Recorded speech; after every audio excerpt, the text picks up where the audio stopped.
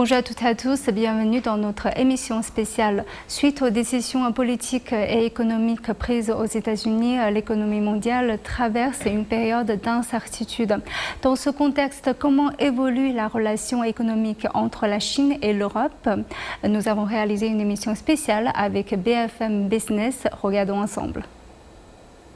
Bienvenue à toutes et à tous dans ce hors-série de Chineco intitulé « Le monde bouge ». Quelles opportunités pour la relation économique Chine-Europe?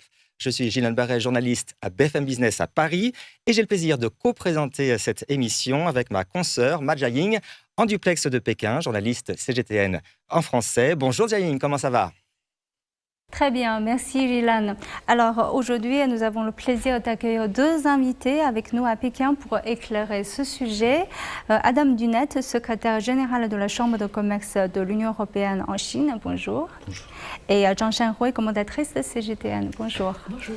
Et sur le plateau de BFM Business à Paris, j'accueille Robin Rivaton, président de Stonal et essayiste. Bonjour Robin. Bonjour.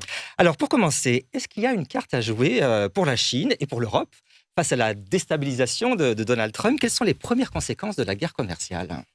Donc la guerre commerciale et l'augmentation soudaine et brutale des tarifs douaniers sur les marchandises qui a été décidée par l'administration Trump pousse forcément les grands acteurs que sont l'Union européenne et la Chine à se poser des questions, à savoir comment aussi ils vont pouvoir réorienter leur production. On sait que les États-Unis absorbaient une grande partie des exportations chinoises. Et donc la question, c'est est-ce que la Chine va pouvoir passer par des pays tiers, type le Vietnam par exemple, pour continuer d'exporter vers les États-Unis, ou est-ce qu'elle va rediriger vers l'Europe une partie de sa production? On sait que la Chine continue d'avoir une déflation, c'est-à-dire que les prix industriels baissent pour le 31e mois consécutif, et ces produits-là sont très compétitifs et ils pourraient trouver à se vendre sur le vieux continent en Europe. Il y a un découplage aussi du commerce sino-américain?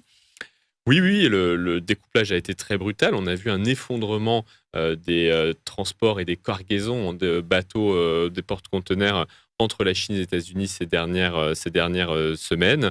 Et ce découplage, évidemment, pèse, et donc réorientation. Alors sur ce dialogue et ce commerce Chine-Europe, est-ce que vous diriez qu'on est dans une phase de maturité et de réalisme? Oui, je pense que ce bouleversement, parce qu'au-delà des tarifs douaniers, on sent qu'il y a une volonté à travers l'agenda America First porté par l'administration Trump d'un isolationnisme, en tout cas d'un repli sur la sphère nationale, la sphère domestique des États-Unis. Et donc ça ouvre le champ pour des relations plus matures, moins dogmatiques. Aujourd'hui, on voit que l'Union européenne, par exemple, a mis fin à sa politique d'interdiction des déplacements des parlementaires européens en Chine et d'accueil de diplomates chinois au Parlement. Et c'est une bonne chose. On voit que des liens sont en train de se retisser avec certains pays en avance comme l'Espagne et Pedro Sanchez. Aujourd'hui, il y a l'idée d'avancer et pas seulement que sur le commerce. La coopération doit aller plus loin sur les domaines scientifiques. La Chine est devenue un très très gros producteur de littérature scientifique, avec défenseurs de la propriété intellectuelle aussi, mais aussi sur le sujet de la lutte contre le réchauffement climatique et des émissions de CO2, d'équivalent CO2. Donc on voit aujourd'hui qu'un champ s'ouvre pour avoir une relation plus mature, plus réaliste, moins empreinte de bons sentiments aussi. Finalement, il y a aussi quand même une opportunité pour les exportateurs européens qui veulent conquérir la Chine. Oui, parce que la Chine, c'est quand même un marché aussi de consommation. Il y a eu la relance de la foire internationale des importations de Shanghai, qui aura lieu cette année encore en novembre. La Chine, l'année dernière, entre 2023 et 2024, c'est plus 200 milliards de consommation. Donc, c'est le pays de très très loin qui a augmenté le plus sa consommation dans le monde. Et donc, c'est une opportunité pour les exportateurs européens, avec aujourd'hui différents segments ou différents secteurs qui tirent leur épingle du jeu. Les machines de précision, qui sont devenues la première catégorie d'exportation, donc notamment les machines lithographiques, avec le néerlandais ASML. Les produits aéronautiques, la Chine est toujours 20% du débouché d'Airbus. Et ce qu'on appelle les autres machines, notamment instruments de mesure et de précision. Donc on voit qu'il y a encore un marché qui est disponible, et des quelques produits agroalimentaires, notamment avec la levée des dernières restrictions sur le porc qui a été fait le mois dernier. Alors on retourne à Pékin, retrouver Jiaying pour voir les réactions des acteurs en Chine maintenant justement. Effectivement, merci Robin pour cet éclaircissement. Alors pour les acteurs qui s'implantent en Chine, je vais commencer par M. Dunet. Alors comment réagit-on initialement à cette guerre de tarifs dans le milieu des entreprises européennes? Bon, merci. D'abord, merci pour l'invitation aujourd'hui.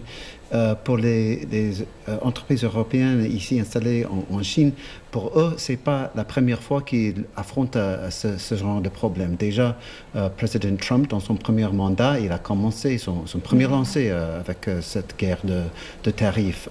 Et c'est à cause ou grâce de ça, en fait, qu'il y a pas mal d'entreprises européennes qui sont déjà un petit peu préparées. Ils savaient qu'on est dans un monde d'insécurité maintenant, alors ils ont pris des mesures pour se protéger un petit peu plus.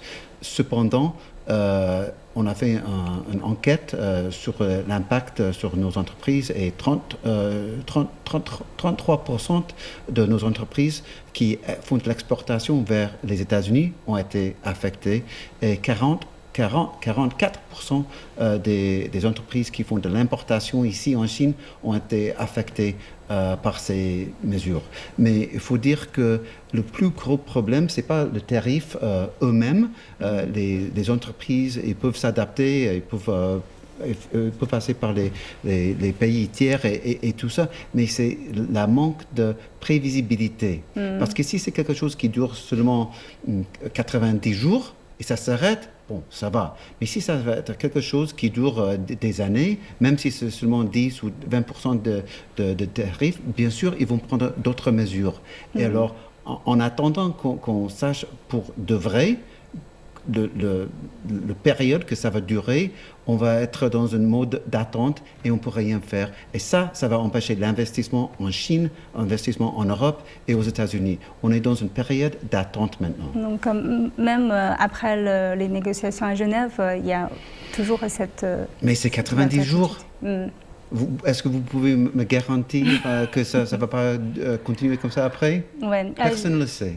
Justement, je tourne vers Shanhui. Quelle est la position de la Chine maintenant face à tout ça? La position de la Chine au début, juste après l'annonce tarifaire de Trump, eh bien, c'était le total mécontentement et puis cette incompréhension du côté de la Chine. Parce que non seulement c'était cette politique unilatérale, et aussi c'est une politique qui a violé les règles de l'OMC.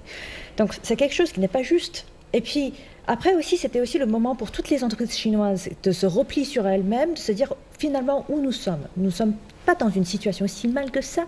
Pourquoi? Parce que la Chine, les entreprises chinoises, ils sont très bien entourées par toute une chaîne d'approvisionnement intégrée en Chine.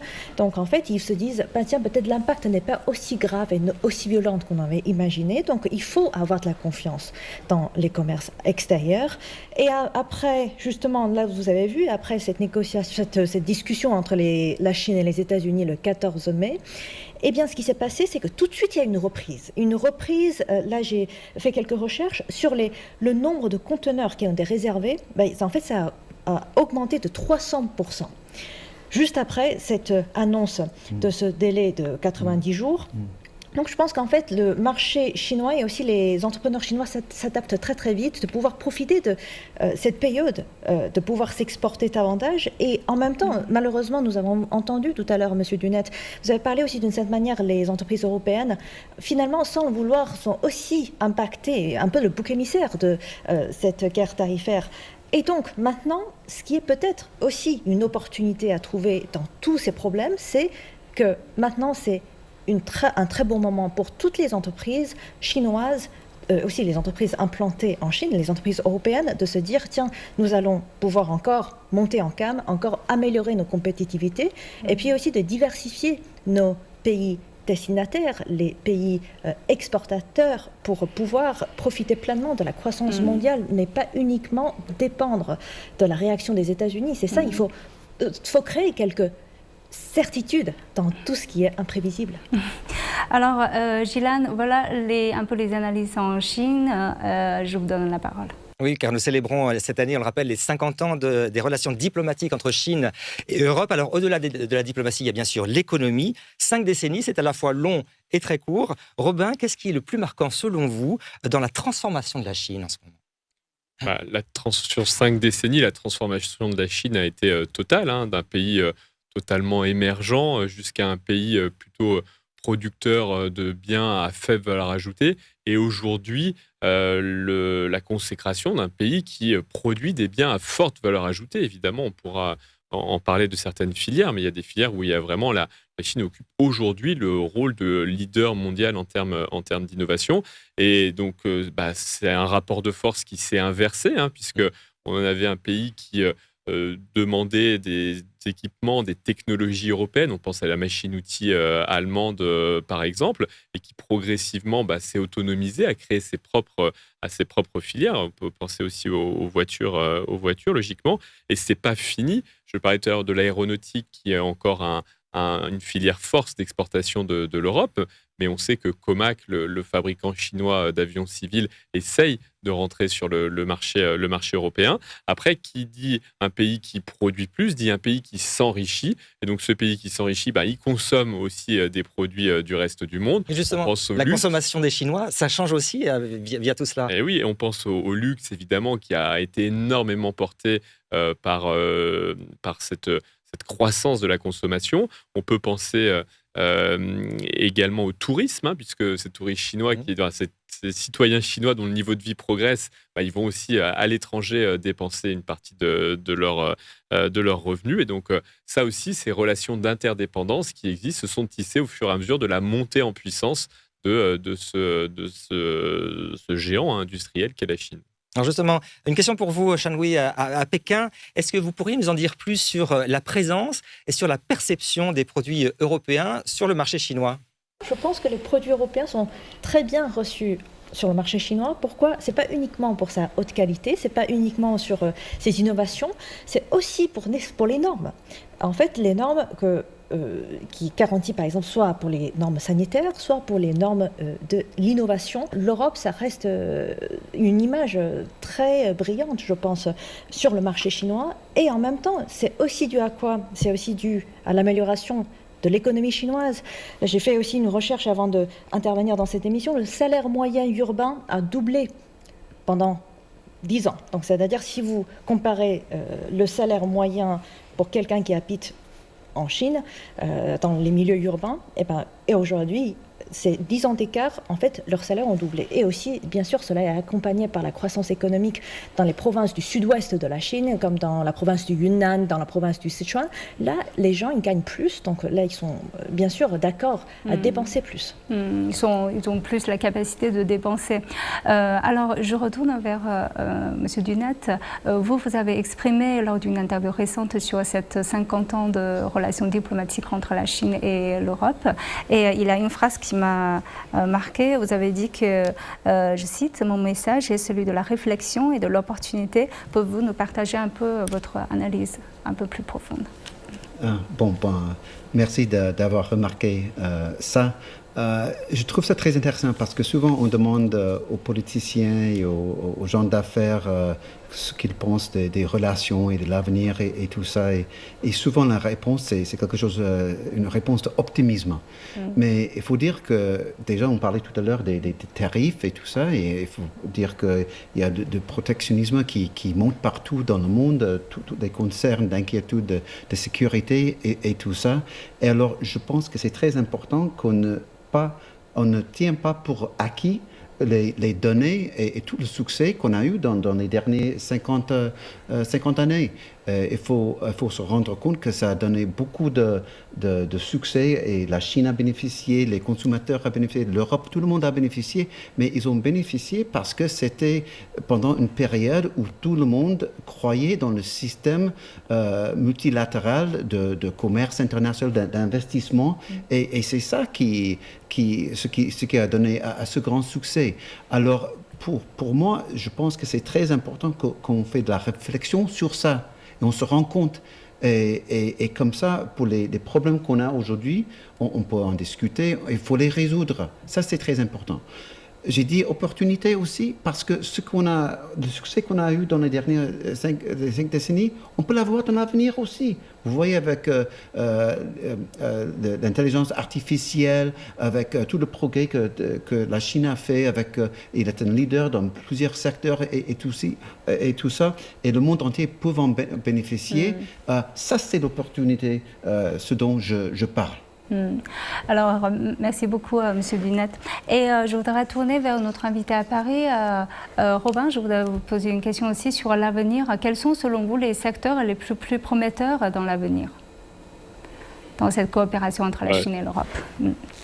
De multiples secteurs peuvent être intéressants ou considérés comme innovants. Je pense notamment aujourd'hui au secteur du véhicule particulier, donc de l'automobile, qui est un secteur où on a vécu aussi ce renversement, c'est-à-dire qu'on avait des fabricants, des constructeurs européens qui étaient très en avance sur les moteurs thermiques et notamment les moteurs diesel.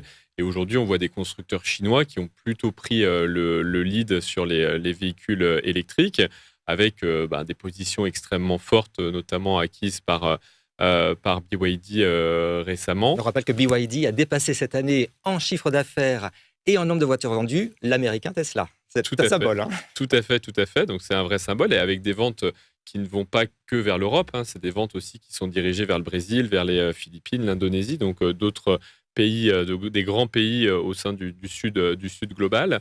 Et donc aujourd'hui, cette compétition, coopération, et c'est bien normal de ne pas être naïf, on est un peu dans les deux, il ne faut pas avoir ni l'un, ni que l'un, ni que l'autre. Aujourd'hui, sur le véhicule électrique, on voit bien l'avance qui a été prise, et surtout la capacité à continuer à baisser les prix.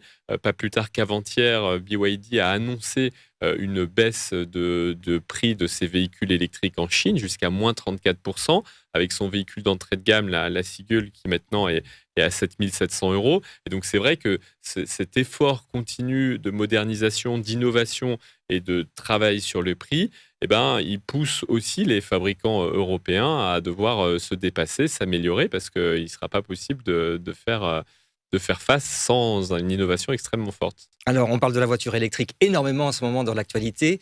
Un peu de prospective, on s'intéresse aussi beaucoup à la voiture autonome. La voiture autonome, c'est sans doute l'avenir du véhicule particulier, et pas que du véhicule particulier, parce qu'aujourd'hui, ça concerne aussi les autobus, les camions, les poids lourds. Donc, on va sur un échantillon qui est plus large que simplement le véhicule particulier. Et dans ce paysage-là, pareil, les fabricants chinois ont investi assez tôt sur ces technologies-là. Et aujourd'hui, il y a plusieurs marques qui ont des autorisations pour faire circuler des véhicules avec des niveaux d'autonomie. Alors, on n'est pas sur le niveau le plus élevé, le niveau maximal, où là, le pilote ne fait plus rien. On est sur des niveaux d'autonomie où le pilote n'a plus les mains sur le volant, mais doit pouvoir en reprendre le contrôle très rapidement. Et là aussi, on a eu une stratégie encore. Alors, le but n'est pas de parler que de BYD, mais c'est vrai qu'étant donné que c'est le leader de cette industrie aujourd'hui, et on va dire qu'ils ont pris une certaine avance, BYD a annoncé offrir l'assistant à la conduite autonome pour tous ces véhicules en Chine gratuitement. Et ça aussi, c'est un virage assez fort par rapport à d'autres stratégies de constructeurs qui étaient de dire qu'en fait, c'est pas le hardware, c'est pas le véhicule qui compte, mais c'est le software à l'intérieur, c'est le logiciel, et on va vendre ce logiciel. C'est notamment la stratégie de Tesla. Là, c'est une stratégie inverse, de dire non, ce qui compte, c'est le véhicule, et le logiciel est gratuit. Et donc, c'est des vrais changements, on va dire, culturels. Et aujourd'hui, ces véhicules fonctionnent. Là, par contre, on va se heurter à une barrière réglementaire, puisqu'en Europe, aujourd'hui, il n'y a pas de volonté actuelle ni future d'autoriser la conduite autonome généralisée sur les routes. Et puis, il y a des investissements à faire dans les infrastructures aussi. C'est-à-dire que pour qu'un véhicule soit totalement autonome, c'est le véhicule, mais aussi une route ou une autoroute dite intelligente qui lui permet de voir à peu près où il en est et de se déplacer en sûreté. Alors justement, ces autoroutes intelligentes, on en est où? Il y a des expérimentations, notamment en Chine, et l'Europe, est-ce qu'elle va dire oui à tout ça? Alors, ces autoroutes intelligentes existent, effectivement. Il y a des pilotes, je ne saurais plus le nom, mais par exemple, la ville de Chengdu qui a été retenue pour mener un pilote avec une autoroute intelligente, donc pour pouvoir rendre le véhicule totalement autonome en ayant ce dialogue entre l'infrastructure routière et le véhicule.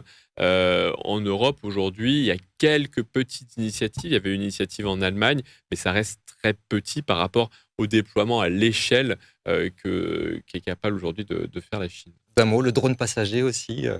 Oui, on y va. On y va aussi. La voiture n'est pas le dernier avatar ou le dernier chaînon de l'évolution du véhicule et du transport. Et on sait qu'il existe aujourd'hui des drones de transport de passagers qui sont mis. Alors, c'est des tout petites unités, c'est des petits effectifs, mais ces drones existent aujourd'hui déjà dans un certain nombre de grandes villes chinoises. Là, Jiaying, un peu de prospective pour vous. Merci Robin pour cet éclaircissement très futuriste et passionnant. Alors, le secteur automobile, c'est sûrement un secteur clé. Et d'une manière plus générale, Monsieur Dunat, quels sont les secteurs selon vous qui sont les plus prometteurs dans l'avenir? Moi, je pense au rapport gouvernemental qui a été publié au mois de mars, où on a beaucoup parlé des forces productives de haute qualité, des nouvelles forces productives de qualité. Ça, c'est les mots-clés maintenant pour toutes les autorités et pour les entreprises. Alors, tout ce qui est relié aux data, à l'intelligence artificielle, au biopharma, ça, je pense que ça, c'est une opportunité. Mais aussi, le gouvernement chinois encourage les entreprises étrangères d'investir dans les secteurs de plus en plus reliés aux services. Par exemple, le secteur de l'éducation, tourisme. Ça, c'est un secteur qui, je pense, qu'il y a beaucoup de possibilités pour croître ici en Chine. Vous voyez beaucoup de villes qui sont développées maintenant, mais il y a pas autant de touristes qui viennent ici en Chine comme comparé avant la période Covid. Et je pense que ça représente une très bonne opportunité pour la Chine aussi. Et quel est votre avis, Shanhui? Et surtout, vous faites beaucoup de travail pour améliorer les compréhensions entre les deux parties. Comment on peut mieux faire dans l'avenir pour favoriser ces échanges économiques? Exactement. Alors moi, je construis des ponts entre la Chine et l'Europe. Je construis des ponts dans le milieu économique, dans le milieu culturel, dans le milieu des médias. En fait, c'est aussi intéressant. Pourquoi est-ce que je vois l'avenir entre la Chine et l'Europe en rose? Parce qu'il y a tellement d'intérêts communs à chercher ensemble. Tout à l'heure, notre ami Robin à Paris, il a mentionné ces possibilités de développement de l'infrastructure électrique en Europe, puisque effectivement, peut-être que le véhicule autonome, ce sera dans un très proche avenir. Dans ce cas-là, nous avons besoin de meilleures infrastructures en Europe et en Chine.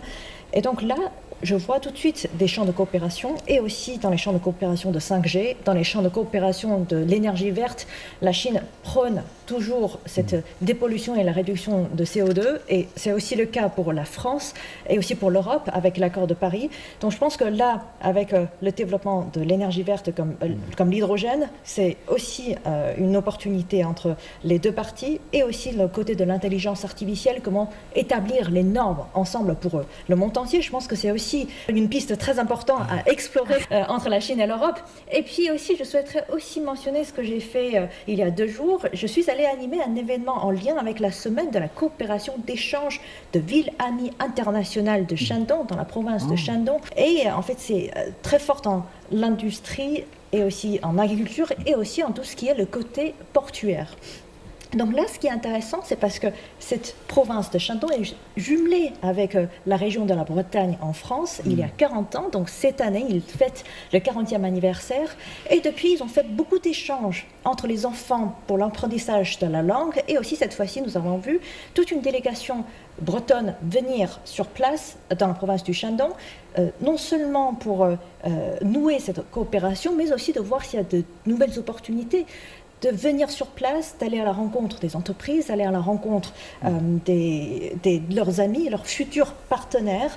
Et tout ça, c'est quelque chose de très important. Donc il faut venir, il faut nouer ces coopérations, il faut nouer ces contacts humains à humains. Donc là, je pense que c'est quelque chose de très important entre les deux parties. Ouais, c'est comme l'émission qu'on est en train de faire, c'est créer des ponts entre les médias français et les médias chinois. Alors Gilène? Eh bien, merci Jiaying pour cette émission réalisée depuis Paris et Pékin. C'était un plaisir de présenter ce hors-série avec vous.